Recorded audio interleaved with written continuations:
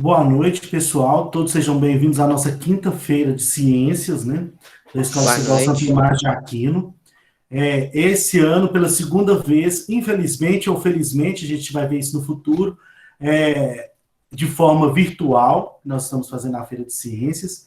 Esse ano, nós estamos aproveitando a Semana Estadual de Prevenção às Drogas e tratando, né, esse tema com vocês nesse momento da Feira de Ciências.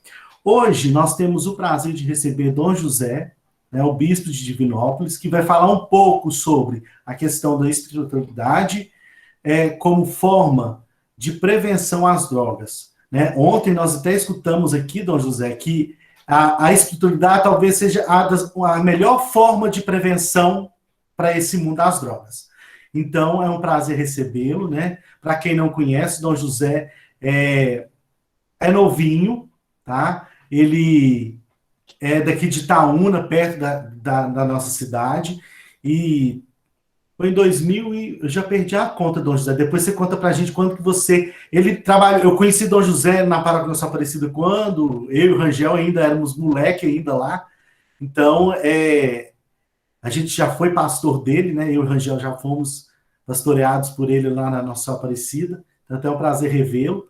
E há alguns anos ele já é nosso pastor aqui em Divinópolis. Então, é uma honra recebê-lo, né? Na Escola Estadual São Tomás de Aquino, de forma virtual. Algum dia espero que o senhor vá lá conhecer a gente presencialmente, a escola que leva esse nome desse santo, para nós da filosofia, um santo muito importante. Tá bom? Deixa eu ver a programação aqui. Rangel, você quer falar sobre apresentar Dom José um pouco mais para nós? E iniciar os trabalhos? Não, só agradecer o Dom José pela estar a presença aqui com a gente, né? E depois a gente explica as partes mais técnicas aí que for preciso aí para os alunos.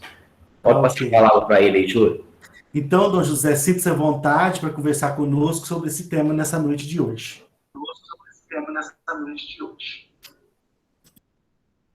Boa noite a todos. Me escutam bem?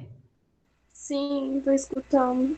Sim, Ótimo. perfeitamente. Ótimo, obrigado. Em primeiro lugar, quero agradecer pelo convite. É muito bom, eu gosto muito, e nós precisamos aprender sempre a participar de fóruns de conversa, de discussão, de partilha. A vida é isto.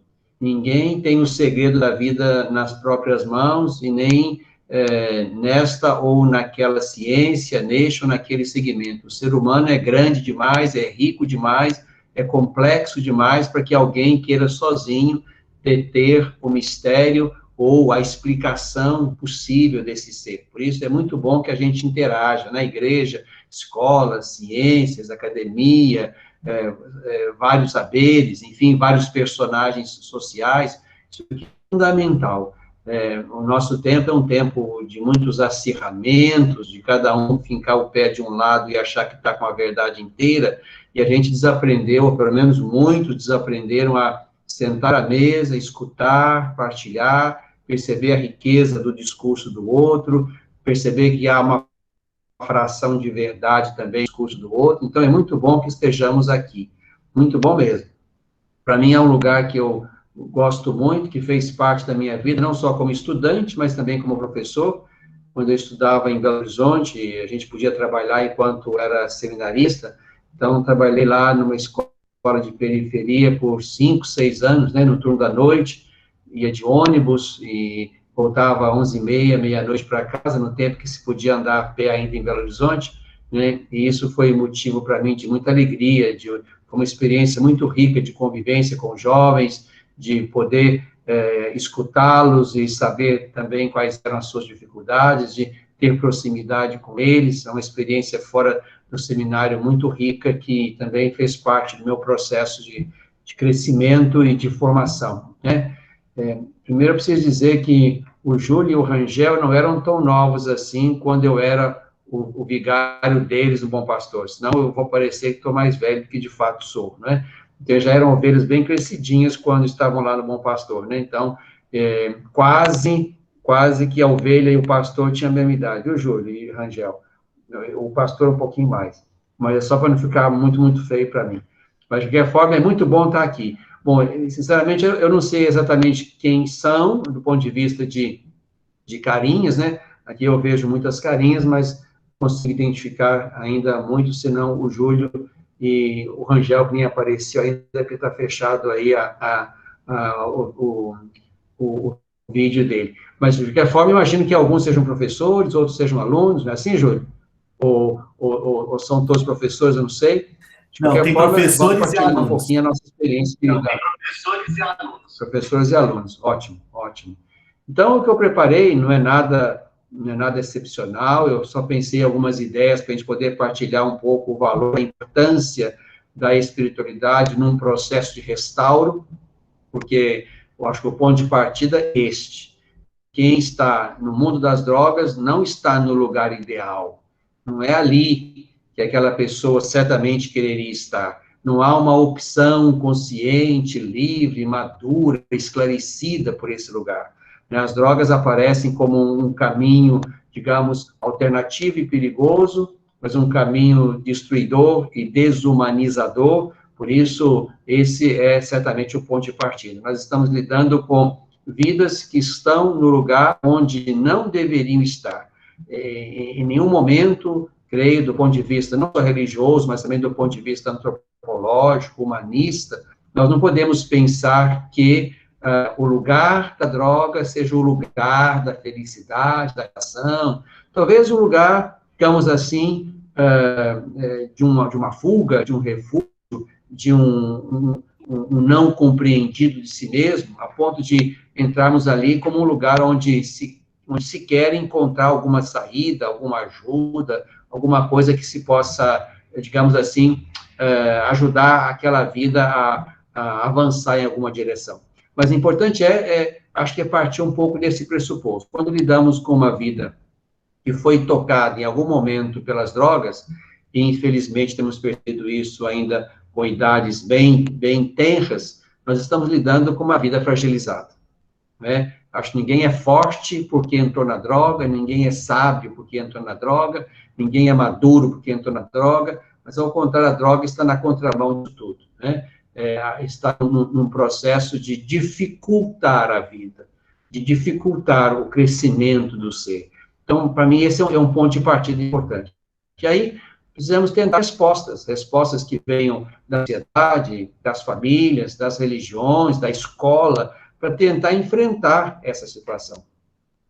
Se ela fosse boa e bonita e idosa, né, não precisaríamos gastar esforços, encontros, discussões para tentar caminhos. Se nos debruçamos sobre essa realidade, é porque ela nos aflige, ela nos assola. Quer dizer, estar aí, nesse lugar, né, de usuário de droga, isso vai afetar a família, vai afetar a escola, vai afetar a religião, vai afetar a convivência, vai afetar a vida social. Então, estamos diante de um desafio grande, e um desafio grande que tem que ser enfrentado a muitas mãos ou a muitas cabeças. Por isso, confesso e repito, fico muito feliz de poder partilhar com vocês isso, porque também nós lidamos com jovens que vêm a nós com essa demanda, nós também temos, no meio de nossas famílias, né, pais e mães, né, que experiência religiosa bonita e marcante, mas que também estão vivendo esse drama, porque a droga não tem mais endereço definido ou prioritário. Já foi o tempo em que droga era gente rica que podia comprar. Hoje não, hoje a droga é um mal popularizado, democratizado, no sentido negativo desse movimento.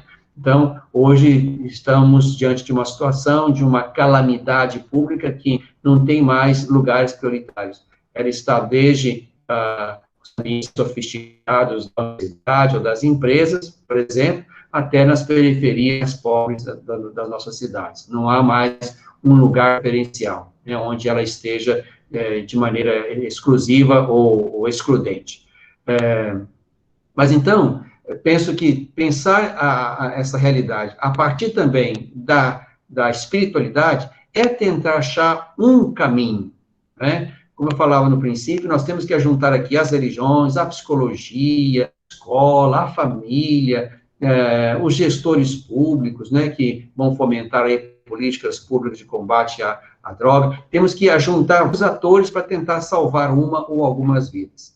Então, eu coloquei pelo menos aqui 6 pontos onde a gente pudesse ver, na ótica da espiritualidade, por que nós tínhamos que investir sobre essas atribuladas pela droga e que caminho poderíamos pensar a partir da espiritualidade, né? Então, nós temos o dever moral de intervir, não dá para cruzar os braços e fazer de conta que isso não é problema nosso, é problema de política pública, das famílias, não, é problema da sociedade. Nós estamos, né, enquanto nós somos formadores de consciência, vocês como educadores, nós como líderes religiosos ou os políticos, nós temos que juntar forças num combate a essa situação que é grave e cada vez mais ampla. Então, qual é o primeiro ponto que eu pensei para a gente encontrar também na vivência espiritual, elementos para a gente tentar levantar vidas e afrontar o problema da droga? Primeira coisa, a espiritualidade estabelece a sacralidade da vida. Eu queria contrapor sacralidade com banalidade, né? A espiritualidade, aqui, gente, não estou defendendo a minha bandeira, eu sou bispo, então eu sou católico, né? Essa é a minha vertente espiritual e religiosa, mas aqui eu não estou falando de um segmento, estou falando da espiritualidade como exercício de uma abertura à transcendência, de um reconhecimento da minha condição de criatura e de que há um Criador sobre mim, do meu, como vou falar em breve, do meu remetimento a uma experiência sobrenatural. Então, espiritualidade é isso. Eu não estou aqui falando de catolicismo e nem de cristianismo. Estou falando de uma abertura para a transcendência. E essa abertura para a transcendência me faz, em primeiro lugar, como ponto primordial, reconhecer a sacralidade da vida. A vida é sagrada porque eu mesmo não sou a origem desta vida. Eu estou aqui, nesse tempo, nesta família, nessa cidade, porque há, digamos assim, uma mente, um ser que encaminha todas as coisas, que estabelece a vida, que tem o ser e dá o ser, que conduz a história. Ninguém, digamos assim, é um autoprojeto. A vida humana, cada vida humana é projeto de um outro. Esse outro não é só o pai e a mãe, né, mas além do pai e da mãe, além do mecanismo da história e do tempo, há um outro. Esse outro é, digamos, um ser superior que determina que a vida veio dele, é dele, por isso essa vida é sagrada. Eu penso que um ponto primordial sobre o qual nós temos que trabalhar é esse, a sacralidade da vida. O contraposto, que é a banalidade, tira isso tudo. A banalidade tira a sacralidade, tira a sobrenaturalidade da vida, tira a sua dimensão mais profunda de remetimento a um outro, a um grande outro. Então, a sacralidade é o ponto primordial. E quando eu penso em sacralidade da vida, eu estou pensando e reconhecendo que toda vida é única e importante. Hoje há um slogan muito bonito e acho até oportuno, inclusive a Igreja Católica usou esse slogan agora no último sábado para fazer a memória das 500 mil vítimas do Covid. O slogan é esse, né? Toda vida importa.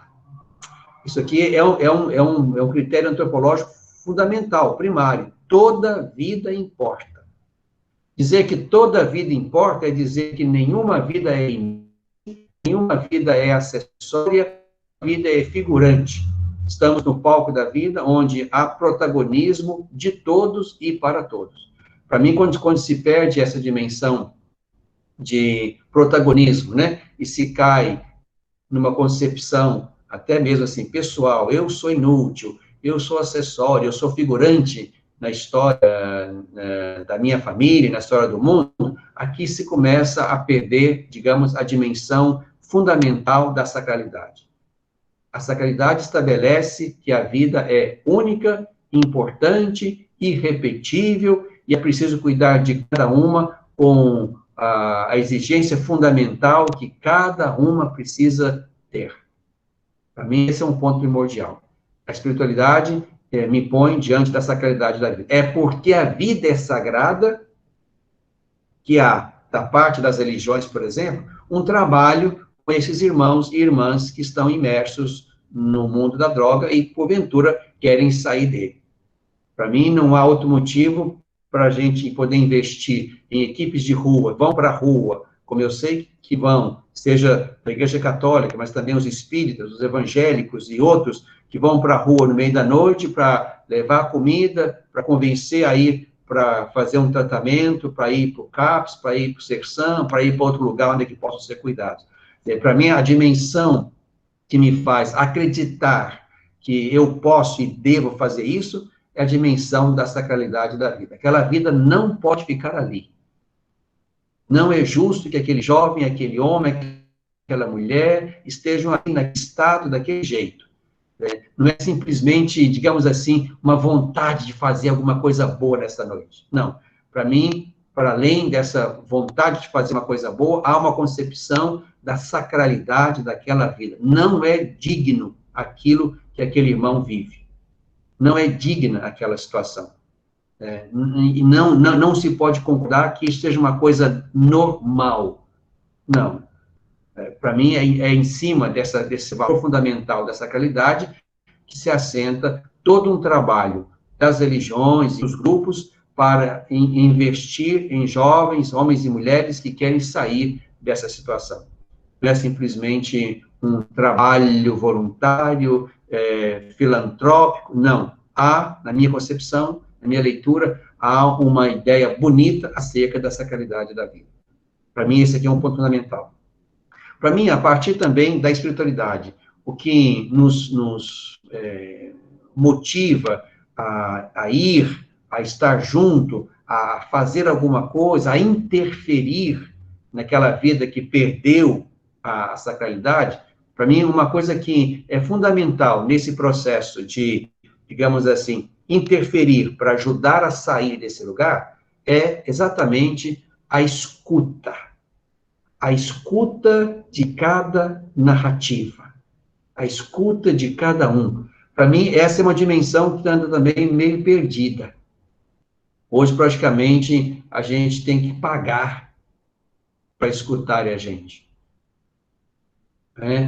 Os consultórios estão cheios, ainda bem que há psicólogos e bons psicólogos, psiquiatras e outros, né? As casas paroquiais também estão cheias e tem filas para escuta, para confissão, para aconselhamento. Há uma demanda grande de quem escute. Escutar cada narrativa. Na minha concepção, eu percebo que, nas minhas escutas, que muita gente chegou a esse lugar de destruição, de autodestruição, porque em algum momento antes faltou alguém para partilhar uma frustração, um trauma, uma perda, um abuso, uma coisa qualquer que lá atrás foi pesada e que aquele irmão não deu conta de administrar isso de maneira tranquila, a ponto de escapar por um caminho errado e por uma alternativa que certamente não era a melhor. Eu penso que, a partir também da nossa experiência espiritual, nós tínhamos que articular a escuta como um meio pelo qual eu tenho acesso àquela vida. Não dá para chegar e fazer do meu jeito, fazer o que eu quero. Não. Para mim, a ajuda que pode dar e a proximidade que se deve ter no sentido de tirar alguém desse lugar, essa proximidade precisa partir da escuta. Qual é a tua história? Ou, para dizer com uma palavra aí que os jovens usam muito, né? Por que tu tá nessa? Acho que falta essa dimensão importante da escuta. Escutar é o desafio, é o remédio de cada tempo. É o remédio deste momento. Nós vivemos um drama, na minha percepção, muito dramático. Nós vivemos conectados, todo mundo tem isso, e com isso a gente se comunica para lá e para cá, manda mensagem, troca mensagem, entramos na internet, saímos dela, etc. Estamos conectados, mas sem conexões afetivas fortes e referenciais. Sem conexões afetivas fortes e referenciais. Aí eu vou fazer consulta no Google acerca de alguma matéria que eu não sei, o que eu quero saber, eu vou consultar se há alguma postagem, algum vídeo na internet que fala disso ou fala daquilo. Ali não há humanidade, ali não há interação, ali não há interatividade, ali há pesquisa. Ali há pesquisa. E olha que nesse mundo aí eu vou achar quem me estimule a fazer isto e quem me estimula a não fazer isto. Haverá quem me puxe para os dois lados, né? Até porque ali não há quem escute a minha história, a minha narrativa. Ali há quem diga algo sem sequer me conhecer.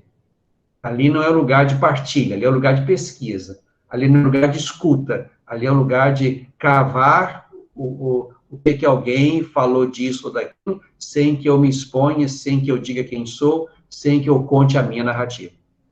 Então, é uma contradição. Nós temos instrumentais eficazes e rápidos de conexão, como esse aqui, essa plataforma que nos aproxima, mas o fato de estarmos aqui não quer dizer que haja entre nós nenhum afeto. Eu não os conheço, não sei os seus nomes, eu não sei o que aparece aqui na telinha, eu não sei as suas vidas, eu não sei seus dramas. Quer dizer, nós precisamos partir a partir também da experiência espiritual, nós precisamos partir para a dinâmica da escuta. Se tem uma coisa que as religiões, os professores, né, ou quem quer que seja que queira ajudar, nós temos que fazer crescer as orelhas. Nós temos que fazer crescer as orelhas. Para mim, essa é a grande demanda da igreja também. Nós precisamos criar mecanismos de escuta. Nós precisamos escutar mais. As pessoas têm o que dizer. Nós não podemos chegar com respostas prontas, né? O meu discurso do sermão serve a todos que estão ali, que não dá para fazer um sermão para cada um. Mas pode ser que aquele sermão não diga nada a muitos daqueles que estão ali e não toca a vida deles. Não há interatividade, né? A liturgia é uma liturgia, digamos assim, monologal, é um só que fala. Ali não é o lugar de traçar encontros e escutas. Por isso que nós tínhamos que avançar como igreja, por exemplo, para além disso, criando mecanismos de escuta. Infelizmente, o que nós percebemos, dia após dia, é que a vida cotidiana não permite mais escuta. Né? Os pais não escutam os filhos, os irmãos não se escutam. Aí, assim, eu vou buscar uma escuta fora, em quem queira ou possa me escutar. Assim, vou bater na porta. Aqueles que eu poderia imaginar que me amam, que me consideram, que poderiam me ajudar, não estão para mim. Então, eu vou bater em qualquer porta, seja uma porta virtual, seja uma porta real, ou aqueles que, porventura, se apresentam como meus amigos daquele momento. Nem sempre se acerta nesta hora. Não estou dizendo que a gente erra sempre, mas nem sempre os amigos que aparecem são aqueles que querem, de fato, o meu bem, ou apresentam a saída melhor. Então, esse é um segundo ponto, que a partir da espiritualidade, acho que é bom que a gente aprenda e exercite, e o nosso jeito de viver a religião precisa nos levar a isso, a uma escuta atenta, demorada de cada narrativa. Não dá para ajudar alguém sem saber, primeiro, de onde vem essa pessoa. O filósofo dizia, fala para que eu te conheça. Então, é por aí. Eu preciso escutar muito para poder dizer algo depois. A minha palavra é posterior. A primeira palavra é daquele que está ali diante de mim, precisando de uma ajuda, sobretudo se está imerso aí nesse lugar, e veio pedir a minha ajuda como padre, amigo, como professor, como alguém em quem ele confiou para me contar a sua narrativa. Esse é um segundo ponto importante, da qualidade da vida e aprender a escutar. Isso tudo, repito, como motivações que vêm da espiritualidade. Uma terceira coisa que nós tínhamos que também, acho, a partir da espiritualidade, motivar e nós mesmos entrarmos nisso, digamos assim, o que eu chamei de cultivo da vida comunitária, da vida grupal, não é? Por mais, aí é outra contradição. No mundo da conexão, nós estamos profundamente solitários.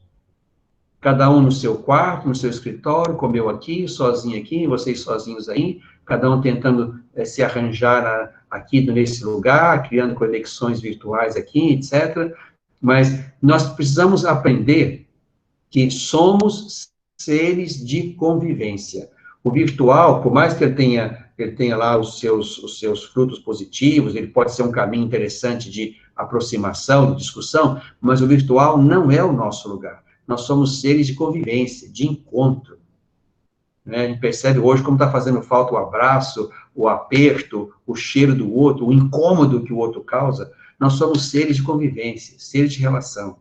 Né? Então, nós temos também educar nossos jovens e mostrar que isso é importante para esses, podemos chamar, grupos de afinidade.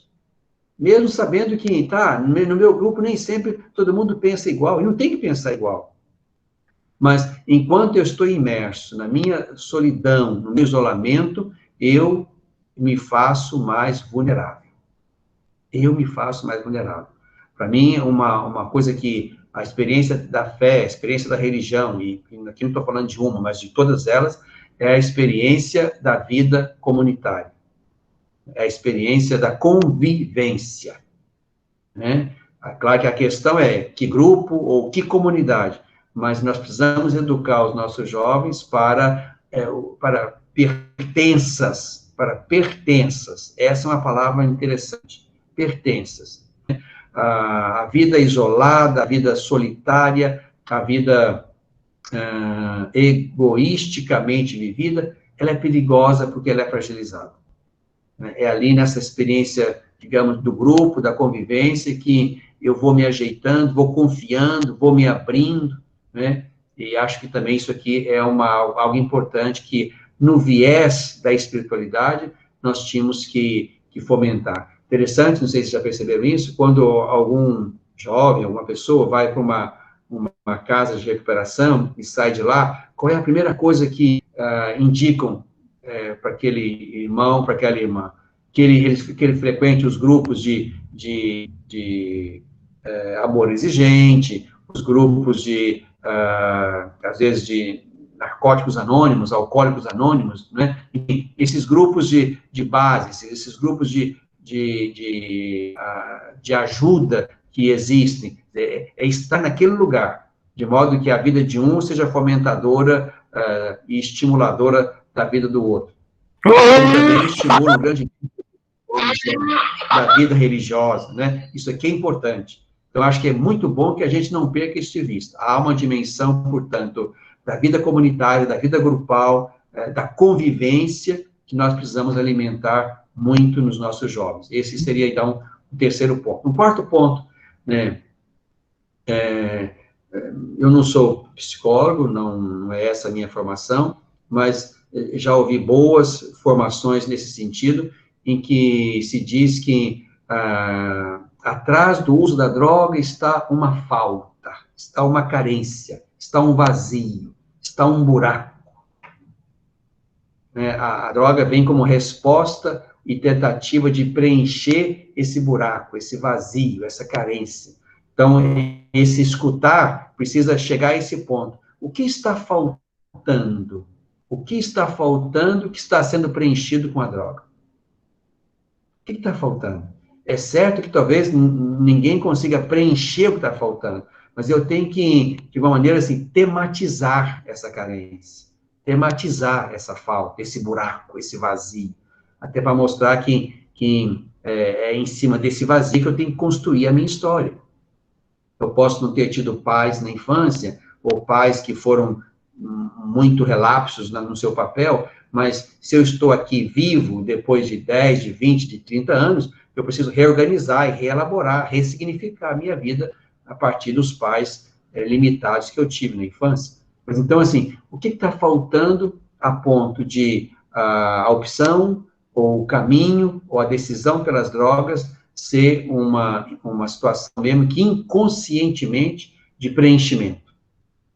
E o que está faltando é um lugar, é um discurso, é uma palavra que eu vou cavar e construir na escuta.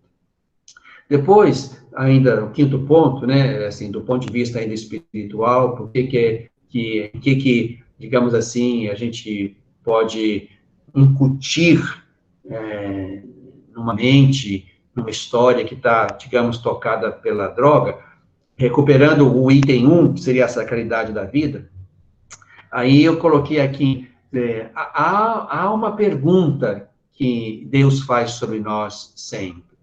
Se Deus, né, independente de qual seja a natureza, a identidade, o nome dele, se Deus de fato é o princípio da vida, do ser, a origem de todas as coisas, etc., se tudo está remetido a ele, então há uma pergunta que Deus vai fazer a nós. Eu sempre me incomodei com a pergunta que Deus fez a Caim, o primeiro filho de Adão e Eva, quando Caim matou Abel, o segundo filho, né? A pergunta foi esta: onde está o teu irmão? O que fizeste? Essa pergunta de Deus para Caim, ela é profundamente instigadora. Isto é, há uma responsabilidade recíproca entre nós. Se nós somos chamados e educados para a convivência, para a vida comunitária, se cada vida importa, se nós temos que nos interessar uns pelos outros, né, há, portanto, uma responsabilidade minha, há uma ética parte de mim na direção do outro. O outro me incomoda, ou deve me incomodar, como dizia o filósofo, né, Levinas. Então, assim, é importante que a gente pense nisso, né? Alguém vai me cobrar sobre a qualidade das minhas relações, sobre aquilo que eu fiz pelos outros.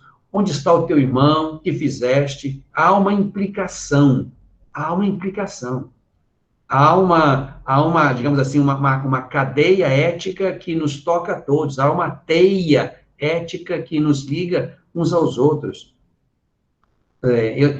Me interessa, e eu vou ser cobrado por aquilo que eu não fiz em relação aos que eu poderia ter feito algo, seja na escuta, seja na partilha de alguma coisa, na atenção, na interferência para poder mudar aquela história. Onde está o teu irmão? O que fizeste? Acho que numa concepção, digamos assim, espiritual da vida, onde nós nos enxergamos como uma única e grande e mesma família, há uma corresponsabilidade. Há uma corresponsabilidade. Isso seria, digamos assim, um quinto motivo para a gente entender que, a partir de uma espiritualidade, se deve pensar, sim, um compromisso ético de uns com os outros, e me interessa a desgraça na qual o outro irmão está imerso, né? Eu não posso ir apaticamente como se isso não me interessasse. O sexto ponto e último, né, eu falo aqui nesse ponto sobre a importância do remetimento a Deus, né? Não sei se já tiveram a experiência de frequentar ou de conhecer alguma casa de recuperação, né, de auro, né, seja de identidade religiosa ou não, mas como que nessas casas há uma preocupação muito grande com a espiritualidade. Ali há um momento de reza, há um momento em que aquele irmão, aquela irmã, independente do seu credo, vai rezar, vai remeter a um ser superior, né? Na nossa concepção, isso é muitíssimo importante. Eu considero que a recuperação, a libertação de alguém desse lugar da droga, essa recuperação, essa libertação é, antes de tudo, um processo espiritual. E quando eu falo um processo espiritual, é um processo espiritual que envolve autoestima, que envolve mudança interior, até um olhar positivo sobre si mesmo, né? Eu preciso me valorizar, me cuidar, eu sou de Deus, eu pertenço a Deus, Deus que me fez, eu sou dele, enfim, há uma mudança interior, há um cultivo de amor por si e pelos outros, a ideia do comprometimento, da corresponsabilidade social, né? há, portanto, um remetimento à transcendência como um meio de vencer aquela situação que me desumaniza. Um processo verdadeiro de humanização é um processo de encontro com Deus, onde a partir de Deus, a partir do alto, eu percebo que a minha vida é muito importante, eu não posso brincar com ela, não posso brincar com a vida do outro, eu só tenho uma vida, e por mais que eu tenha uma trajetória difícil, complicada e cheia de carências e buracos, né, eu posso articular isso tudo em vista de dar conta de mim, não faltam exemplos disso. A falência não é a única opção, né? A autodestruição não é a única opção, né? Eu penso e ensino isso bastante, né? Que a libertação de um processo de drogas é um processo eminentemente espiritual. Quando eu digo espiritual, é mencionando isso tudo.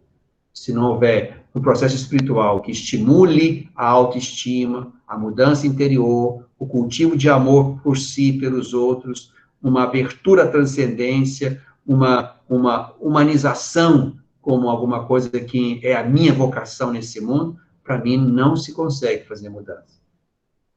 Por mais que temos que associar aí remédios, terapias, acompanhamentos, é preciso colocar aqui um ingrediente espiritual como um ingrediente importante, onde as pessoas, independente da idade, vão, a partir da certeza de que há um ser superior que me fez, me conduz, me reivindica, é nessa experiência aí que eu vou dar conta de sair do meu lugar ruim, negativo e avançar. Então, só para sintetizar em alguns verbos, eu acho que eu sempre gosto disso, né? Eu penso que no nosso caminho, digamos assim, de cuidado espiritual, né, quem está aí nessa experiência complexa, que ela é complexa, da droga, nós precisamos nos exercitar em alguns verbos. Primeiro é o verbo acolher. Né? Não podemos deixar de realizar esse verbo, de conjugar esse verbo. Acolher. Acolher. Acolher. Escutar é o segundo verbo. Escutar. Escutar muito. Escutar as narrativas. Terceiro verbo, discernir. O que, às vezes, a pessoa, o jovem que está ali, né, ou independente da idade, não consegue perceber, é a sua história, a sua vida. Discernir é isso, é chegar ao cerne. Por que eu cheguei a isto? Por que eu estou aqui? Por que eu me dei a esse caminho? Isso é discernir, chegar ao cerne, né? Acolher, escutar, discernir. E esse discernimento eu não faço se eu estou num lugar de vulnerabilidade. Eu vou precisar de ouvidos e de mente e de coração que me ajudem a fazer esse processo de discernimento. O quarto verbo, solidarizar-se. Solidarizar-se significa criar vínculos, em primeiro lugar, quer dizer, eu aceitar que essa pessoa a quem eu fui buscar para me ajudar, o padre, o professor, o líder, ou quem quer que seja, né, é permitir criar vínculos, né, não será uma escuta só, serão muitas escutas, e depois, nessa mesma do solidarizar-se, aceitar receber ajuda, que aqui também é um bloqueio que impede tudo. Sim, aquele jovem que vem pedir ajuda, não aceita um processo continuado de ajuda, não há como ajudar se não há uma disposição do outro lado de receber ajuda. Né? Isso aqui é fundamental, gente. Já esbarrei em muitos processos em que, de fato, não foi possível fazer nada, porque o outro lá não se permitia receber ajuda. Era superior demais, era cheio de si demais, né? Era arrogante demais, né? Houve digamos assim, uma fraqueza que o levou a pedir uma ajuda, mas fraqueza mesmo, porque não foi capaz de perseverar na grandeza de receber ajuda, como se isso fosse humilhante, isso não fosse bom, isso fosse pouco digno. Então, solidarizar. Permitir que aquela pessoa que precisa de ajuda crie vínculos comigo e se deixe ajudar. Uma quinta coisa, e é a penúltima, fazer ou favorecer o crer. Fazer crer ou favorecer o crer. Aqui sem nenhum proselitismo. Mas eu preciso incutir nessa mente aí, que está precisando de ajuda, que ela precisa exercitar-se em alguma atividade espiritual. E repito rapidamente, porque essa atividade vai estabelecer a sacralidade da vida, vai estabelecer uma corresponsabilidade entre nós, vai me ensinar a partilhar, a falar e a escutar. É por isso. Favorecer o crer é para favorecer aí, nesse ato de crer, nesse exercício da religião, favorecer a interação, a conectividade, a escuta, o valor do outro. E a última coisa, acompanhar. E alguns processos são longos. E aqui não é só a questão da droga, não. Qualquer processo humano, né? Os processos humanos não são rápidos. Os processos humanos são longos. E é preciso que haja, assim, uma disposição mesmo, né? Mesmo que não seja com a frequência que se poderia imaginar ou até desejar, mas é preciso ouvir 1, 2, 3, 10, 1000 vezes. Acompanhar, isso é acompanhar, né? Acompanhar, digamos assim, é um serviço pedagógico, pegar na mão e acompanhar, ir junto, né? Por isso que, às vezes, se nós temos instâncias que fazem isso em conjunto, é mais fácil. Não tem que ser eu acompanhar sozinho um punhado de jovens. A igreja pode se organizar para acompanhar um punhado de jovens por um bom tempo. A escola pode se organizar para que haja outras pessoas, não só o professor ou esse ou aquele sujeito escolar, para estar só ele naquele lugar. É preciso mecanismos, né? Aí volta a questão de novo do grupo, da comunitária. É preciso criar mecanismos que se possa oferecer um acompanhamento prolongado, sem pressa, a quem precise disso, né? Eu sempre digo que é muito fácil cair nesse lugar, não é tão fácil sair desse lugar. Então, é uma fadiga, literalmente, para a gente dar conta de ajudar irmãos e irmãs que estão nesse lugar. Posso dizer, termino, que já fiz isso muitas vezes, com sucessos e com falências. Gente que deu conta de sair, se organizar, achar trabalho, entrar numa relação de amor, se casar, ter família, ter filhos, né? Mas também já vivi muitos fracassos. Tem gente que não deu conta, não encontrou suporte, não se abriu, não abraçou aquilo que era o dever de casa. O dever de casa era achar um grupo de apoio, o dever de casa era viver uma experiência religiosa, o dever de casa era falar mais e falar sem vergonha, sem esconder nada. Também vivi muitas falências de quem não conseguiu fazer um processo.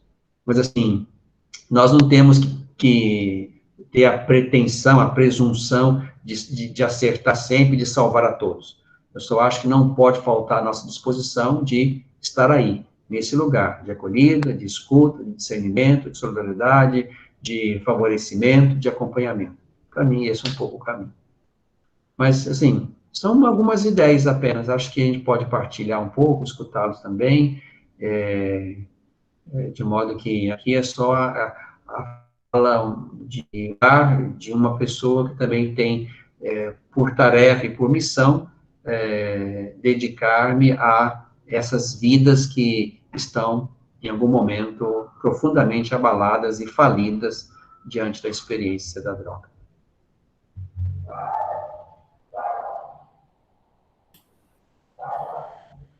Muito bom ouvir você, Dom José. Antes de passarmos para a partilha,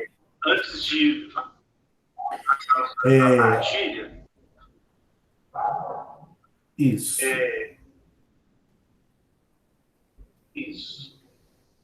Não, é porque eu acho isso. Agora deu certo. Tá dando eco. Eu acho isso. Agora deu certo. Tá dando eco.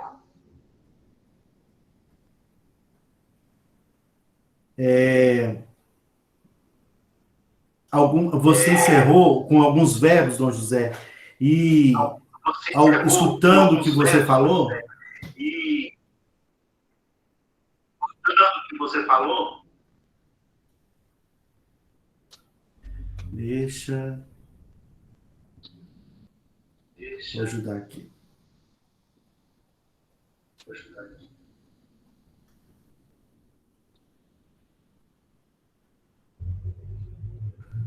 E com eco é ruim, né?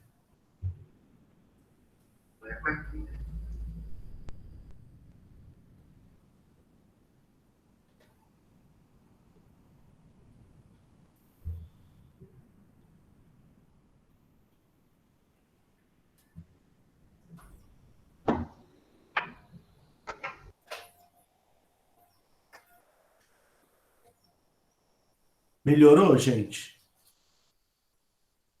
Isso, melhorou agora. Melhorou. Isso. Melhorou. Aí eu quero voltar a alguns verbos, Dom José, que você falou, e que eu acho que a escola agrega isso, né? E depois, por favor, o senhor pode até também voltar neles. Eu acho, a Graciele está aqui, a Jane está aqui, os professores estão aqui, a Jane e a Graciele são as diretoras, tem as nossas supervisoras, que fazem um serviço muito de escuta. E a gente percebeu, depois que a gente entrou na direção da escola, que isso era uma coisa que faltava muito aos nossos estudantes. Esse momento de escutá-los. O que você está passando que precisa escutar. Quantas vezes eu já vi Graciele, Jane, Lília, a Jussara, mas Eunice, a Marcia não. A Eunice, um pouquinho com ela, que são os supervisores, sair da escola com a cabeça cheia de tanto escutar. Né? Porque elas estavam ali escutando nossos alunos. Porque não tinha mais ninguém para escutá-los. Né? Quantas vezes na sala dos professores nós já comentamos esses momentos de escuta que a gente tem com nossos alunos que passam por esses momentos e que talvez aquele pequeno momento de escuta que salvou ele naquele dia. Né? A escuta, né? E outra coisa que encerra muito na nossa missão ali do dia a dia da escola é o acompanhar, né? Até você falou que tem hora que a gente fala 1 milhão de vezes, realmente, tem hora que a gente fala 1 milhão de vezes com nossos alunos, a mesma coisa, parece ser chato, mas isso é acompanhar, é falar, é lembrar, né? Quando a gente lembra de falar de novo, a gente está acompanhando. Se a gente não lembrasse, se a gente não acompanhasse, a gente não falava, né? É esse o problema da escola antiga que a gente tem que se afastar. É o problema se você deixa do lado de fora. Né? Talvez a gente tenha que ensinar os nossos alunos a dividir o horário deles. Mas a vida é complexa, né? Então a gente precisa de acompanhar, a gente precisa de escutar. Então são duas coisas que eu acho que, para mim, ficou marcante na fala do senhor, porque são coisas que a gente vivencia muito na escola. Né? Só para encerrar esse momento, né? Uma das últimas vezes que eu tive reunião que nós podíamos falar, né, o ano passado com os candidatos a prefeitos, eu falei que uma das coisas que eu sentia falta nas nossas escolas eram pessoas profissionais de escuta, ou pessoas que pudessem escutar mais, que faz falta isso no nosso dia a dia de escola, escutar mais, né? Porque nossos alunos hoje, a gente percebe isso, né? E uma outra coisa que eu acho, pegando um gancho aqui, que você falou, que aí eu jogo para os nossos alunos, que talvez agora, longe, no remoto a gente não consiga, mas no ensino médio, no fundamental a gente puxa um pouco mais isso, né?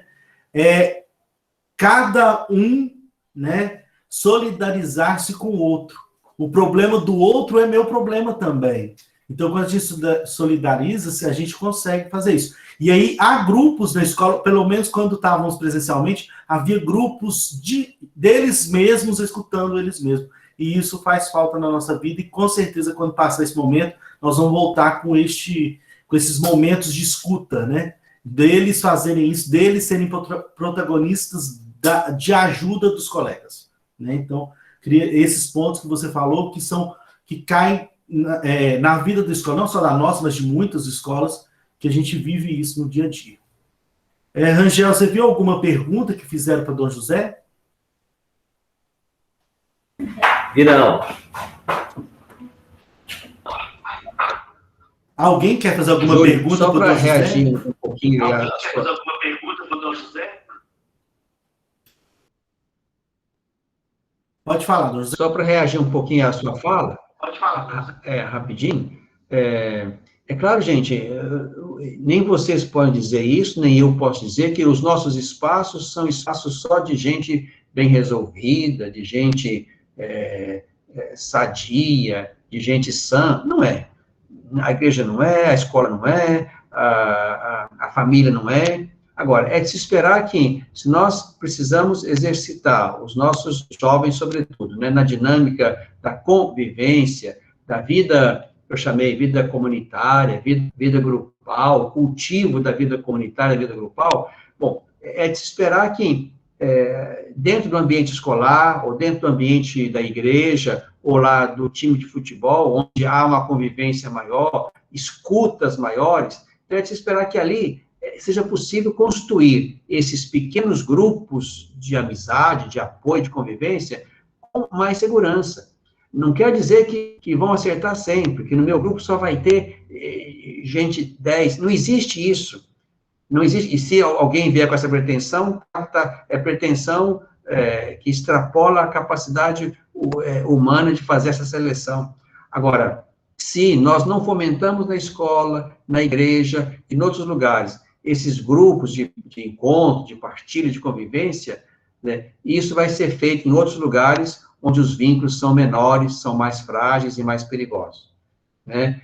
Digamos que a gente vai errar menos se nós conseguirmos fomentar nos nossos grupos, onde eles se encontram mais, essas pequenas formas comunitárias de convivência, de partilha, de amizade, de convivência, portanto.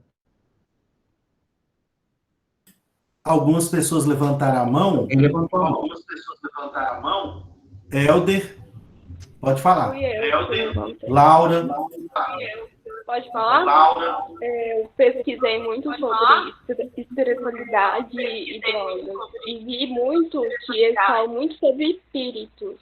Que fica falando que gente drogada se sente sozinho e gostam de ver espíritos, tipo amigos espíritos. Era muito mais assim. Não falava muito de religião. Mas é verdade mesmo que eles ficam vendo espírito para ter amigos?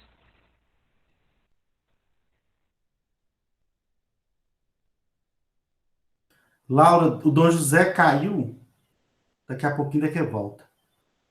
Vê se eu entendi. Você está perguntando...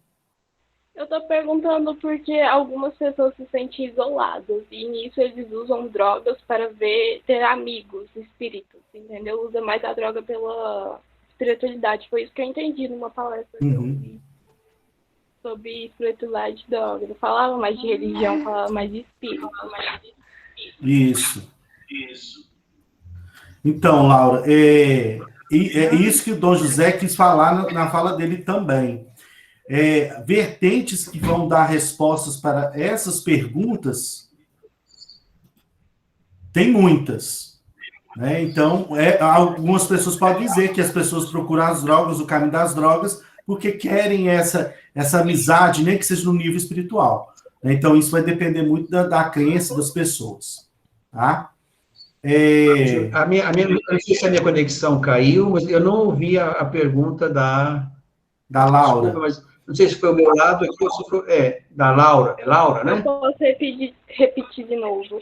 Eu pesquisei muito sobre espiritualidade e drogas, mas eles falavam mais de espíritos, não de religião, assim. Falaram que eles se sentiram sozinhos e usavam droga para ter mais amigos. Aí usavam o caminho do espírito.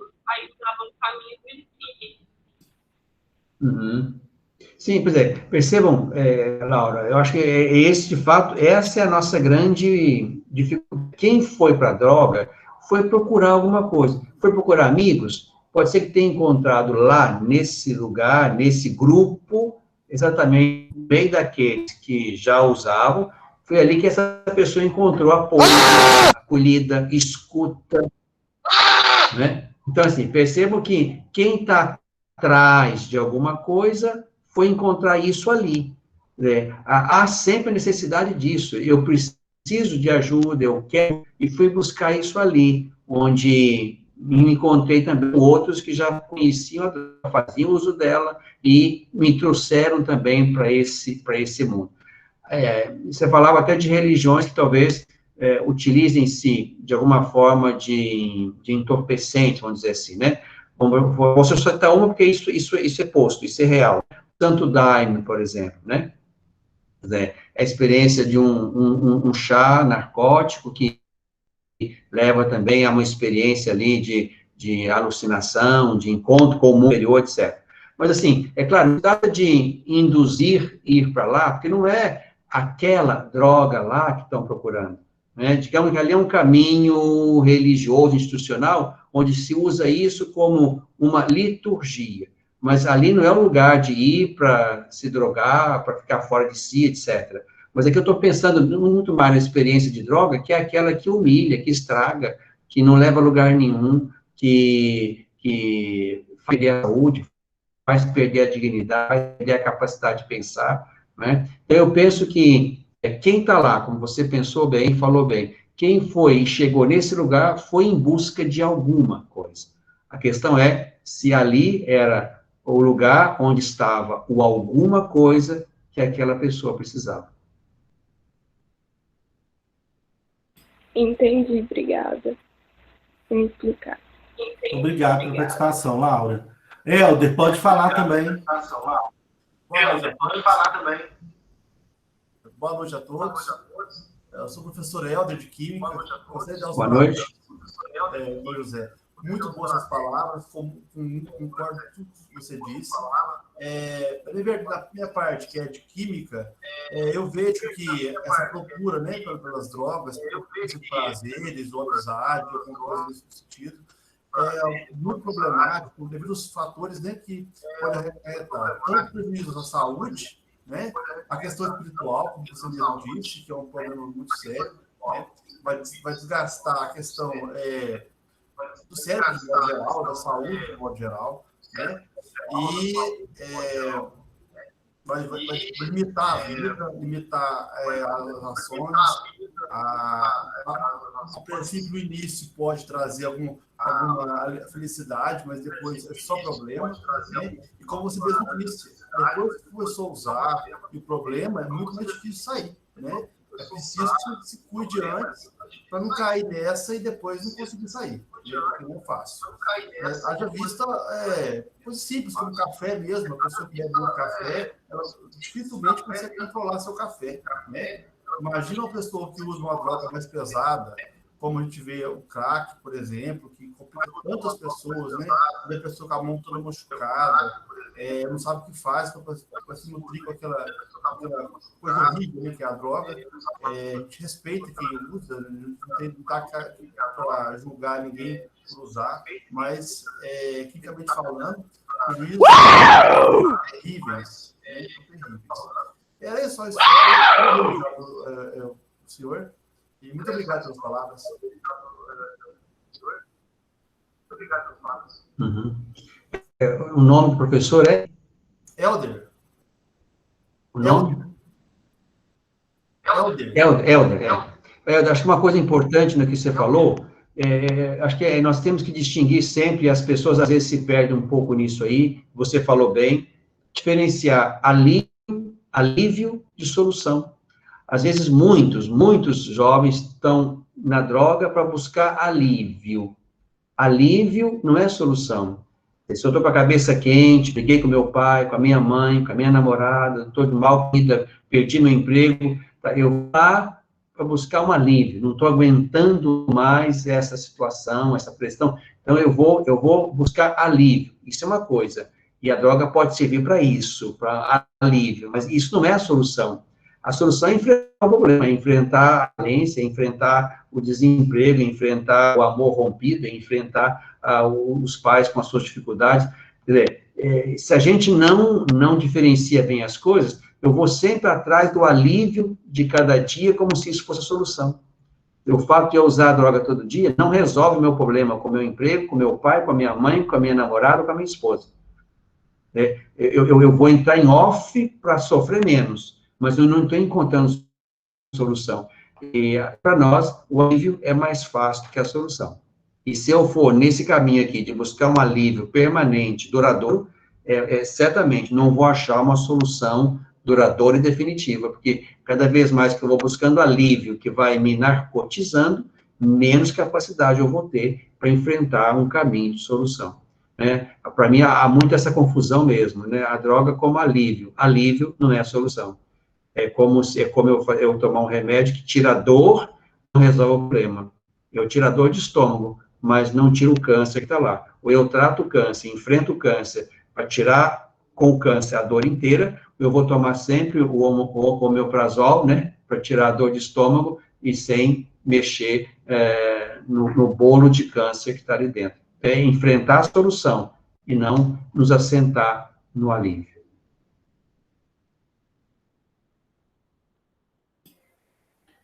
Eu não estou vendo mais mãozinhas levantadas. Wellington. Boa noite, Dom José. Eu sou o Wellington Madeira, professor. Eu gostaria de perguntar o seguinte. No caso da dependência química enquanto doença, a espiritualidade, ela pode ser um caminho na cura? Ou somente um suporte?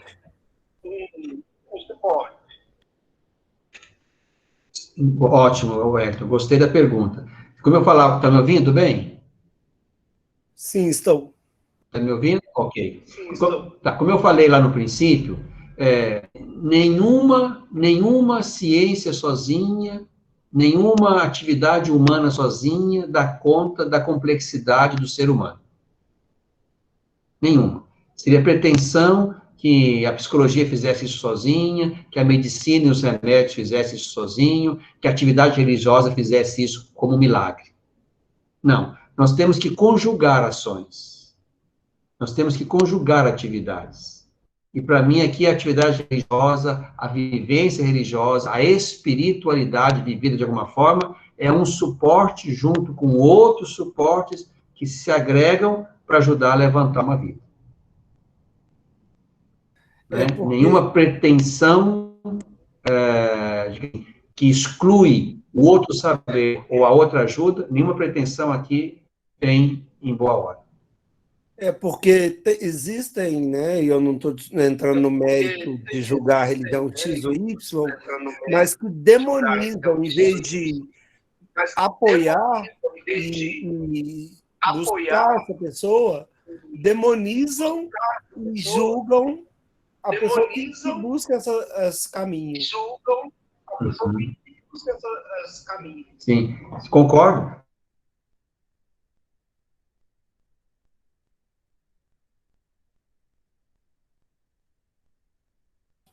Hoje, com esse tempo meio coisa, a internet mesmo está instável mesmo, acho que para todo mundo. Ontem a minha estava muito instável, Júlio. Vamos só esperar um pouquinho para o Dom José voltar.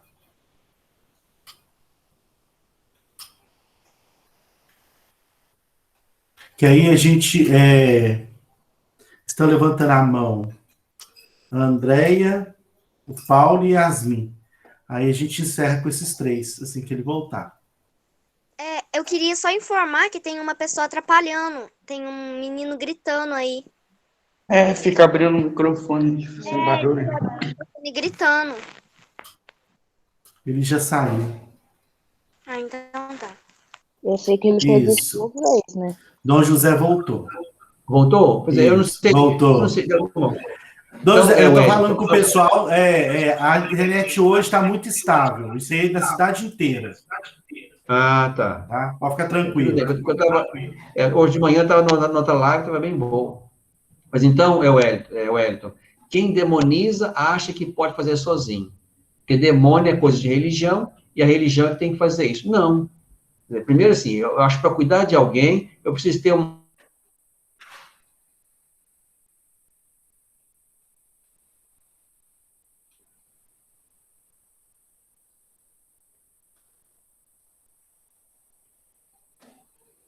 Tem que esperar voltar.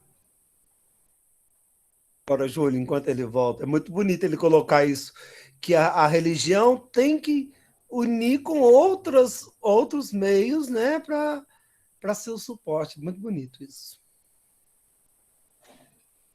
De mãos dadas, né?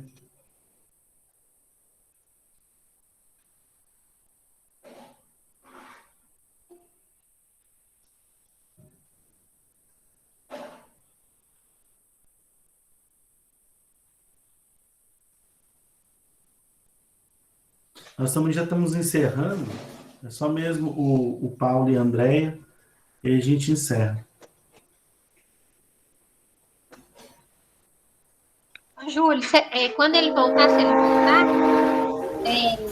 tem algum pastoral na diocese que ajude? Eu vi sua pergunta mesmo. Vou fazer para ele. Porque tinha como é que chama?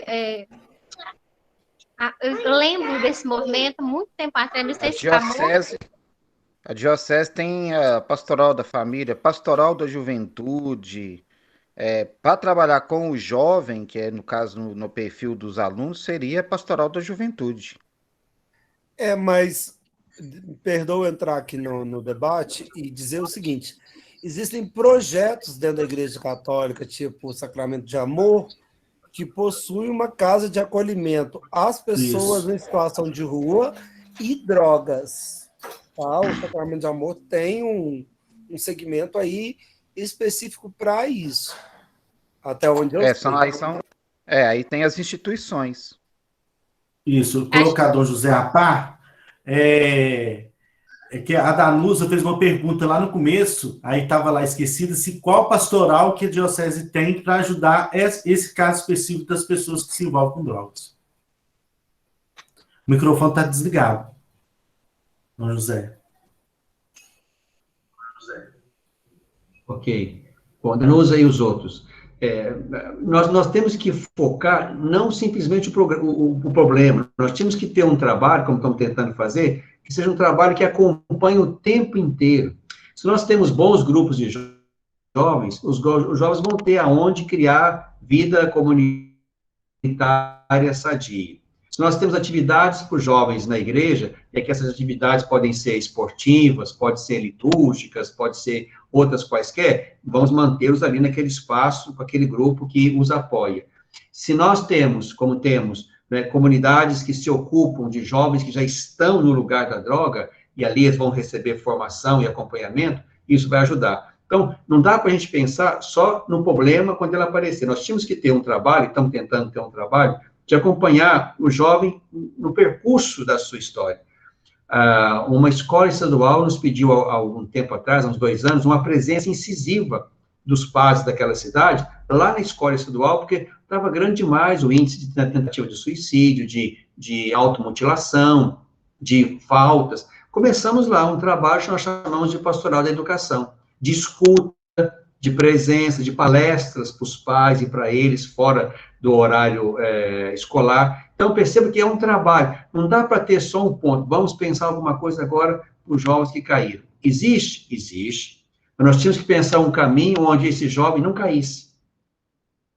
Daí a pastoral da juventude, as outras muitas formas de trabalho com os jovens dentro da igreja, onde é que eles podem entrar e fazer alguma coisa. Nós tínhamos que criar formas para que, de fato, esse jovem que queira entrar, esteja lá em algum lugar. Não dá para fazer seleção a ponto de deixar de fora um punhado deles que querem entrar. Não, a experiência religiosa, católica ou qualquer outra, tinha que ser porta aberta. Quer entrar, entra. Vamos conversar aqui dentro e vamos achar algum lugar para você fazer algo aqui dentro.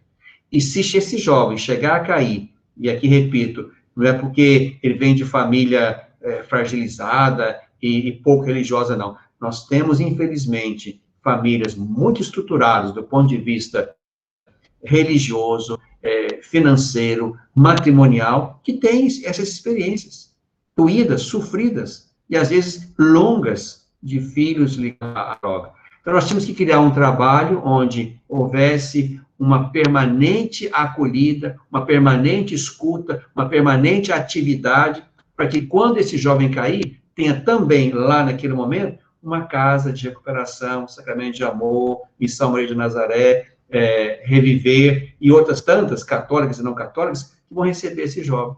Mas nós não podemos trabalhar só com o produto final, nós temos que trabalhar com o jovem que precisa ser escutado, assistido, acompanhado ao longo do processo. E se for, talvez não chegue nas casas de recuperação.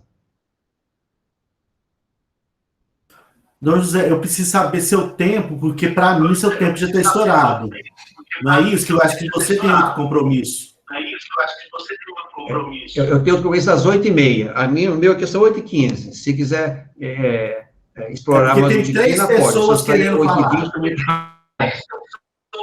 falar. Por mim pode. André, depois daqui já sai, Paulo vai cair em outra live sem problema. Paulo. Boa noite.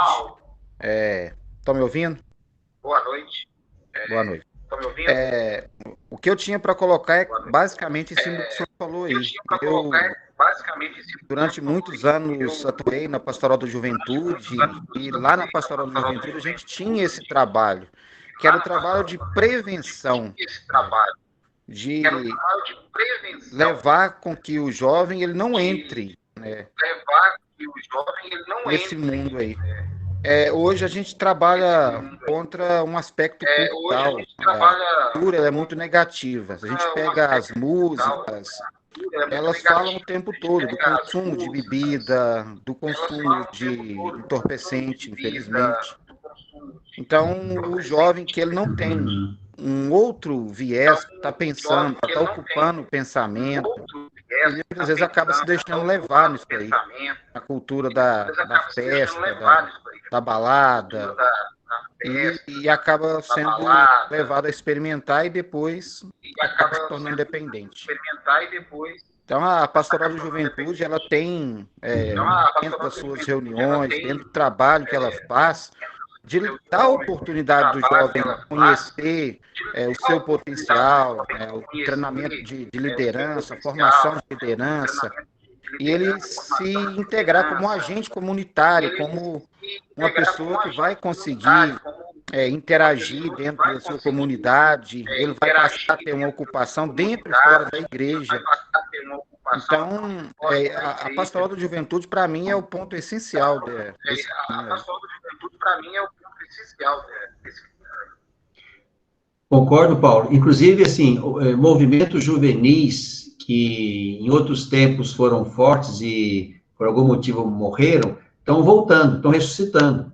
Por exemplo, o TLC, alguns se lembram disso, treinamento de liderança cristã, como também estão aparecendo movimentos juvenis novos, né? Chamamos de EJC, EAC, Encontro de Jovens com Cristo, Encontro de Adolescentes com Cristo, a Pastoral da Juventude, como você falou, o movimento de cursilho de cristandade, que tem um foco também forte na juventude. Inclusive, agora o cursilho abriu um segmento para jovens universitários, a Pastoral Universitária, que também já está crescendo aqui entre nós, sobretudo onde existe uma abertura para ela, né? Nós temos uma faculdade em Pará de Minas, ali o trabalho da Pastoral Universitária é maior. Então, nós temos que nos abrir a essas muitas expressões de juventude. Muitas, né?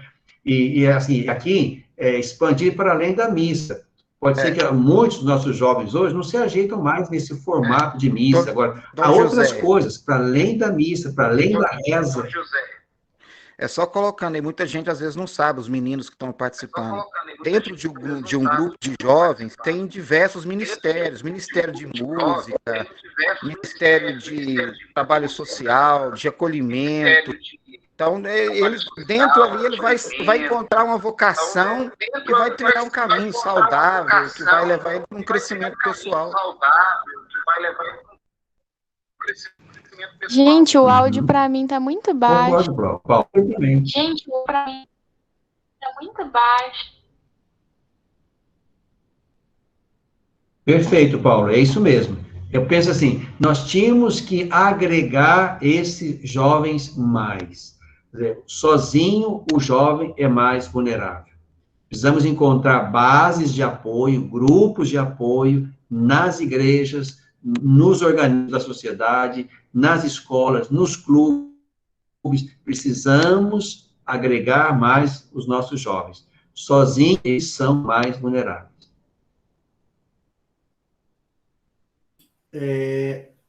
Andréia.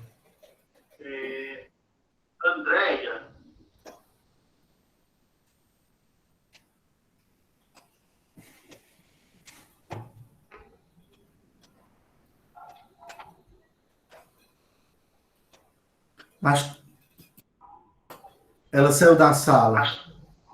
A Tiele está com a mãozinha levantada. A Tiele e a Sidneia. A Sidneia está com a mãozinha mais levantada há mais tempo.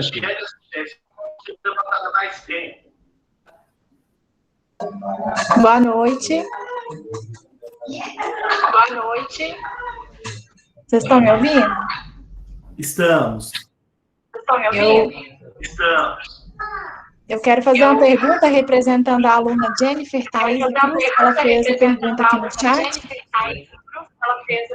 Ela perguntou o seguinte, Bispo Dom José. Muitos jovens tentam suprir necessidades psicológicas em uso de entorpecentes. Como a igreja tem encarado essa realidade e o que ela tem feito para evitar e recuperar esses jovens? Essa é a primeira pergunta dela é uma pergunta. Sim.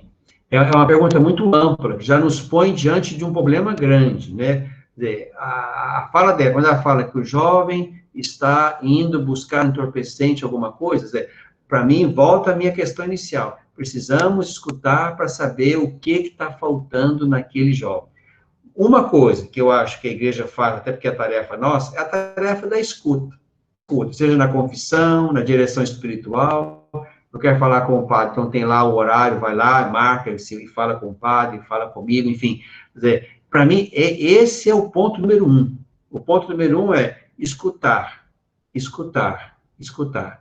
Para mim, não tem como ajudar para eu encaminhar. Eu conheço um grupo bom de jovens, você quer ir para lá? Eu conheço uma comunidade que cuida de jovens, você quer ir para lá? Eu conheço uma casa de recuperação, você quer ir para lá? Não tem como, entre aspas, trabalhar previamente. O previamente é criar formas para que os jovens estejam na igreja. Número 1. Número 2, escutá-los muito e escutá-los sempre.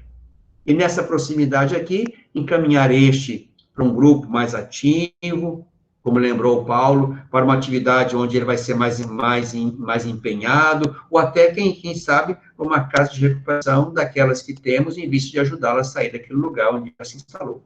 Então, assim, cada história. Nós não temos como fazer grandes projetos, grandes programas, né? O programa é acolher, escutar, ajudar cada um naquilo que cada um aceita de ajuda e dá conta de perseverar nela. Entre aspas, não há políticas da igreja para evitar. O que nós estamos tentando fazer é receber, escutar e ajudar. A segunda pergunta, ela pergunta como trabalhar mais a espiritualidade durante esse período de isolamento e pandemia.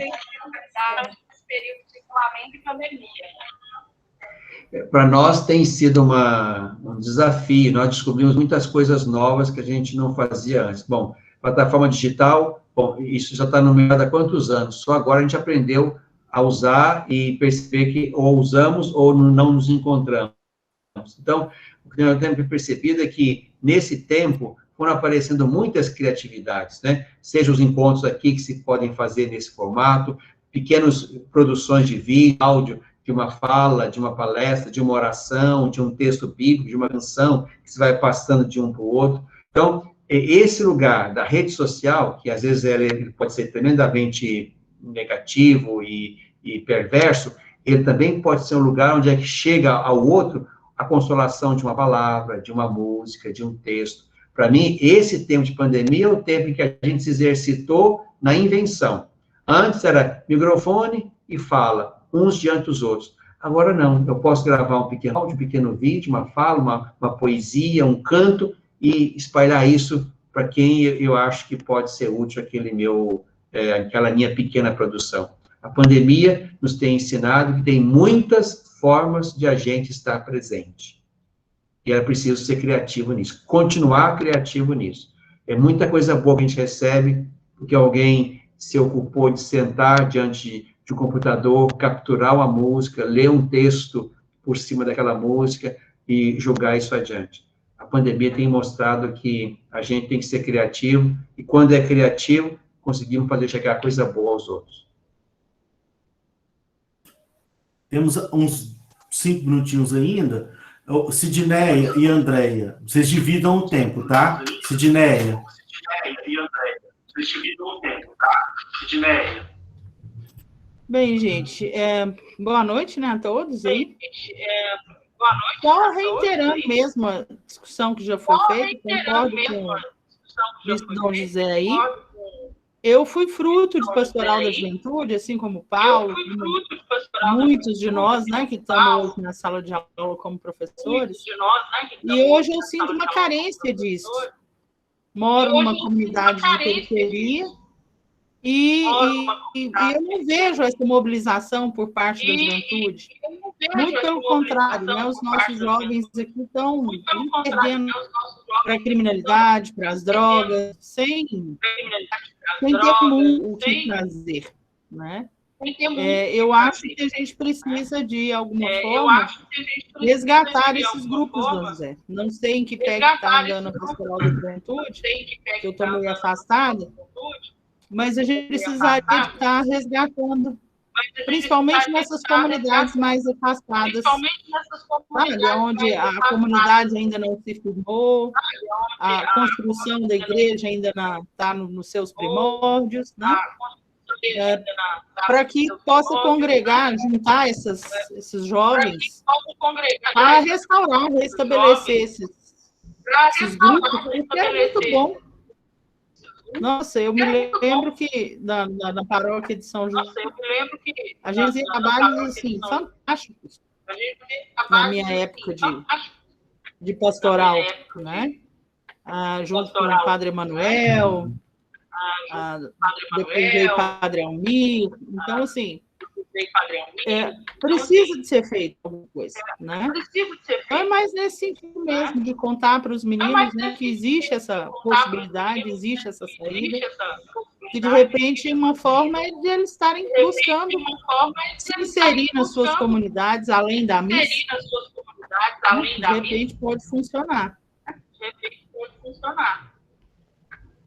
E talvez, Sidney, tem que ser para além da missa mesmo, porque a missa não é uma atividade tão interativa, né? Então, acho que nós temos que avançar para outras formas de agregação, de proximidade, de encontro, né? E outra coisa, de fato, quando eu falo assim, na nossa época, a sua, a minha também, claro, havia poucas expressões de cuidado de jovens. Tudo estava, às vezes, aglutinado ao redor desse lugar da pastoral da juventude. Hoje existem muitos grupos que também são de jovens, mas que não são da pastoral da juventude, mas são de jovens, como eu lembrei alguns, que estão, assim, se ramificando, o que é muito bom, que a pastoral da juventude não dá conta mais, na sua estrutura, no seu esquema, de atender a demanda do jovem de hoje. No nosso tempo, a gente não tinha celular, a gente praticamente não tinha muita opção para sair de casa. Você tinha que sair de casa para jogar bola no campo, para ir na igreja, ou para ir no grupo de jovens. Então, hoje, há 1000 opções, e se elas não forem inteligentes e atrativas, o grupo de jovens pode levar lá o Padre Zezinho, que não vai repercutir em atração, não. Mas, assim, eu acho bom que há essas outras expressões de organização juvenil, que desde a adolescência até a universidade, estão a juntar jovens para falar a cada um segundo o seu tempo, a sua linguagem, as suas demandas. Então, hoje nós temos uma linha muito maior de atividades para as várias etapas, mesmo que não tenham tanta correspondência, não tenha tanta gente na fila para poder ir, mas há hoje uma gama muito maior, e até acho mais eficiente, de encontro, de cuidado e de palavra dirigida aos jovens nas suas várias etapas de vida. Sim. Mas é claro, assim, na periferia, como eu falava, nós temos hoje também graves problemas na periferia, estruturas, depois de segurança, né, depois de lideranças. Então, assim, há várias coisas que vão se agregando, né? As comunidades antes eram mais densas, eram mais próximas, hoje a capilaridade da igreja cresce grandemente, Às vezes tem um conjunto habitacional, logo vai se fazer uma capela, tem mais do que um lugarzinho para o povo se encontrar para rezar, e aí ali tem que acontecer tudo. Então, até que se criem estruturas, vai levar um tempo também. A gente não vai dar conta mesmo de atender as demandas todas em todo o tempo. Não vai sim. Muito obrigado, viu, gente? Andréia, você... A minha fala é a respeito, principalmente, da importância, né, gostaria que reforçasse, da família, essa família contemporânea, aí no meio de tantas coisas novas, na construção dessa espiritualidade. Nós sabemos que a família, ela é a igreja doméstica. Como que isso, né, tem esse impacto na vida dessa meninada aí? Andréia, de fato, o seu discurso é certíssimo. A família é essa célula primordial a partir da qual se criam valores, se cria a abertura para Deus, cria a experiência religiosa. Esse é o ponto de partida alguma. E percebemos isso em muitas e boas famílias. Agora, também se percebe uma fragilidade aí nesse lugar, né? Eu sempre me preocupo assim, nós estamos numa cadeia de enfraquecimento. Quem não recebeu, não dá. Quem não recebeu, não tem para dar.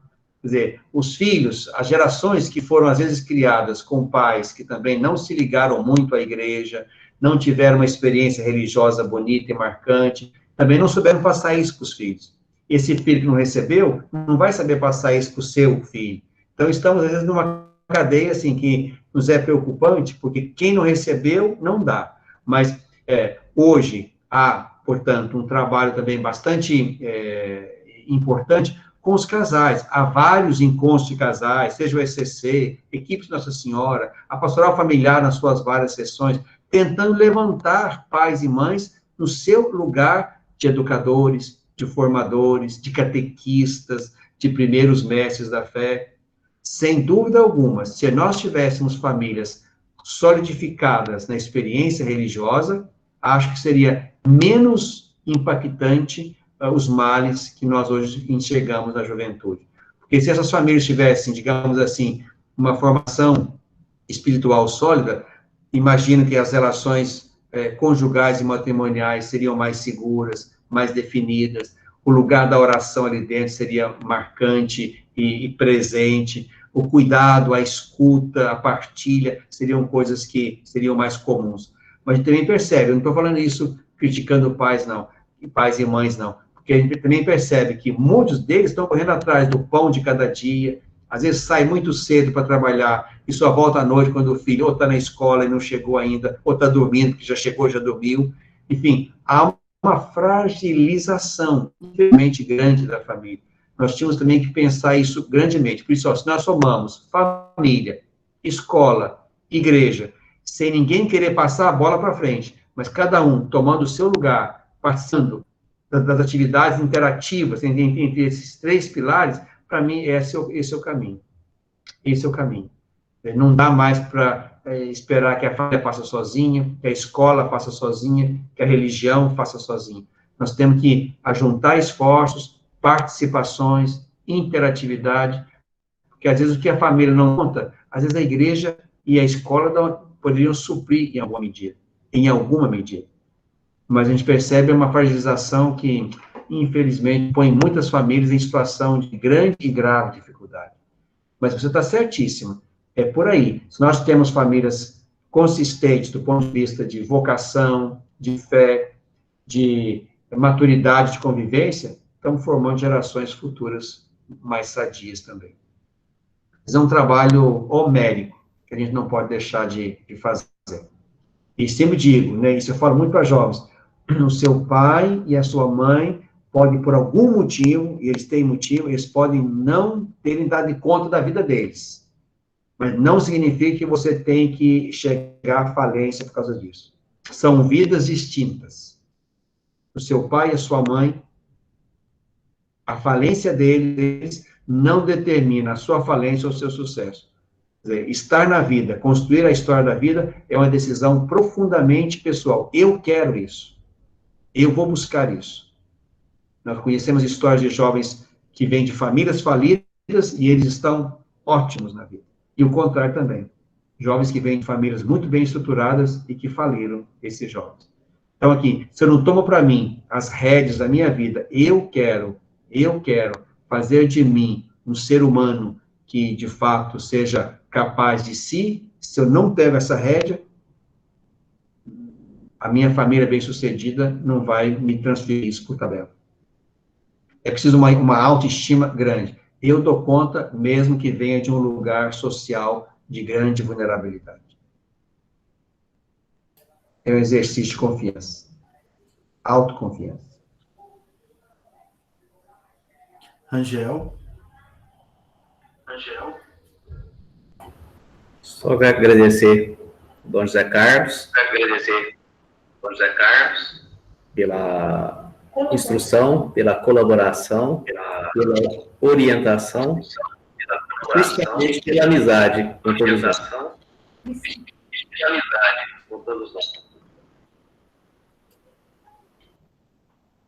Estamos aqui às ordens, precisando, então, de novo, podemos encontrar de novo. Tomara que seja na escola, para conhecer a escola, para olhar na cara, para responder com afeto, é muito diferente, né? Vamos partilhar isso.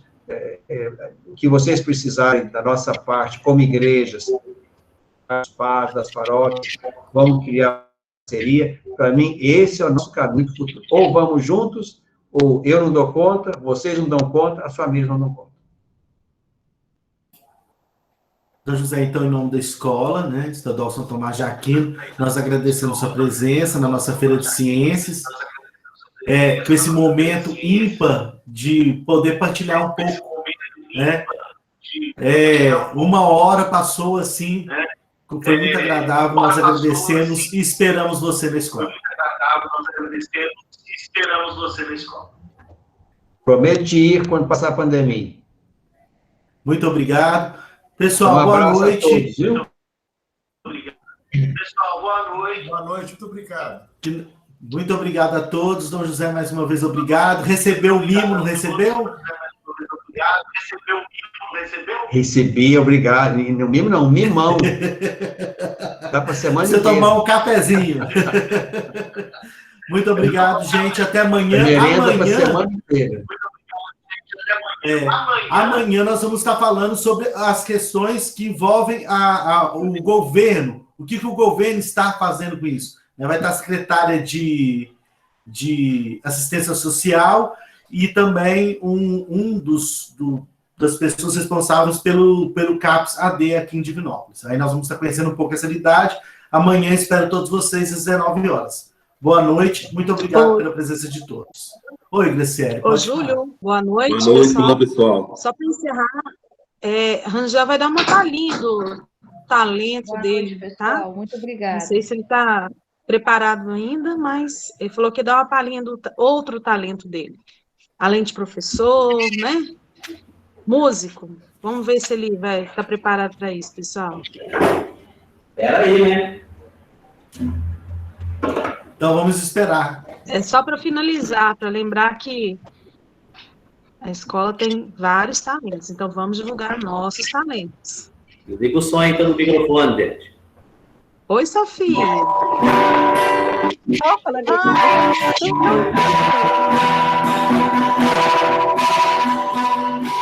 Vivemos esperando que seremos melhores. Dias do Pai, dias da Mãe, dias que não deixaremos para trás.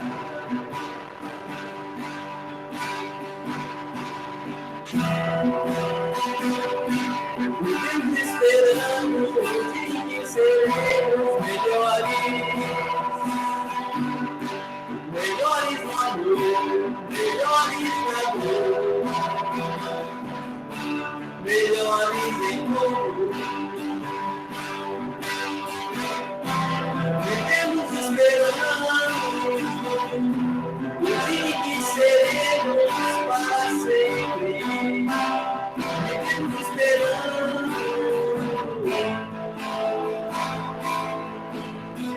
dias melhores.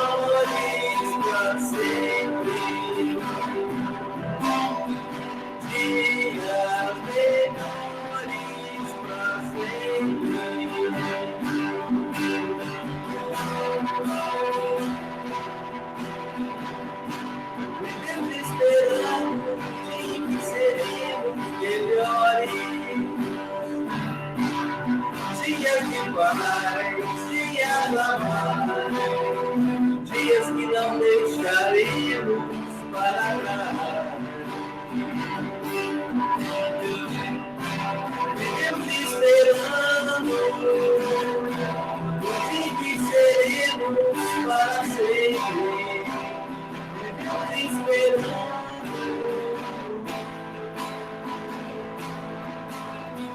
dias melhores para sempre. Dias melhores para sempre.